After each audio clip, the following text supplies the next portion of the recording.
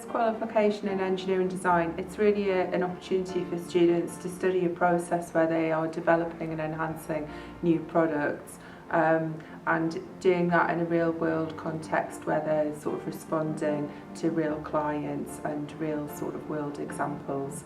It also just gives them an opportunity to look in more detail at a much wider range of different processes. They will use practical skills. They also learn quite a lot of CAD skills, so it's that whole process of designing and modelling and prototyping and testing and evaluating with clients. The idea of the qualification though is really to try and bring that experience of real world engineering to students, even though it is classroom based, but having them look at the wider world of engineering. Well, the course covers a really wide range of engineering skills, lots of design skills and lots of theory as well. However, you are applying that then within your considerations when you're taking on different design briefs and different design specifications, and responding to your client feedback and really thinking about how can I develop successful engineered products. You also learn about lots of different types of CAD software, and you will be taught those, and there's quite a range that we use within school, and the idea of one of the units is you actually become quite a skilled CAD user. You're able to use that to really effectively develop and present finished prototype products, as well as the theoretical knowledge, which is a really important part of the course. It also includes lots of different making opportunities, and you will do a wide range of focused practical tasks, as well as different types of understanding making processes like reverse engineering and disassembly, which allows you to take products apart and really sort of understand how they work and all of the different considerations that go into the designing part of it. So really varied opportunities there within the course.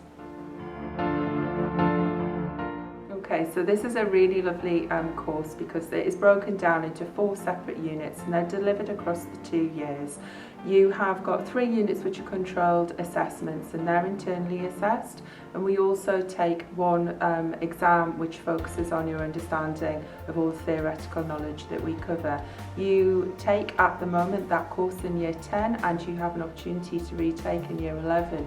The idea being that across the whole of year 10 you actually complete 3 of your assignments, so 2 of the controlled assessments and your external exam, which then it allows you to really review and understand how well you've done, and there are opportunities for improvements and looking again at units of work that you've done and looking at how they can be developed further.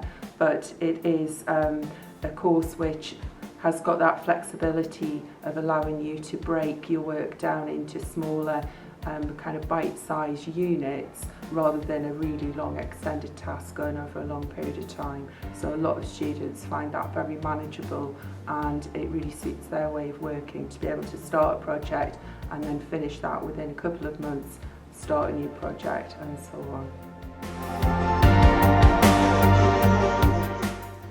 Engineering design is a really exciting area to move into. If you're thinking about just what are my studying opportunities at the moment, you can go from obviously post 16, there's a huge range of courses. You can go to design based courses or sciencey engineering based courses.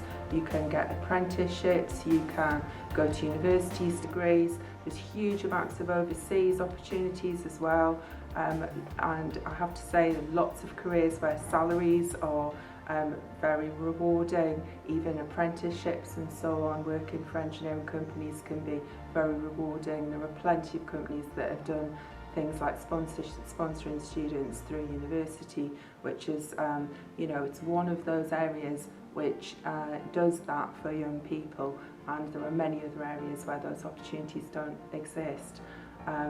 You can work within all sorts of different areas, but I personally feel with engineering that it is one of those areas that has got the greatest capacity to be of, it's got that potential to help kind of future mankind and development of all of these things like energy and sustainability, and where we go with transportation. If you think about the development within the medical world, coming up with new equipment to use within the medical fields, there's all sorts of jobs and roles that you can move into as somebody from engineering.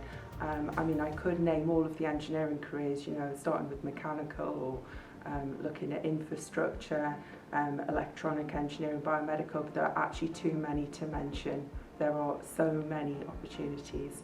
And also there was a recent poll done, and engineering jobs ranked very highly. I think it was within the top 3 of job satisfaction, because of the vast range of opportunities and just how rewarding the work is, and how people feel like they're doing something that's of a kind of a wider sort of potentially global benefit.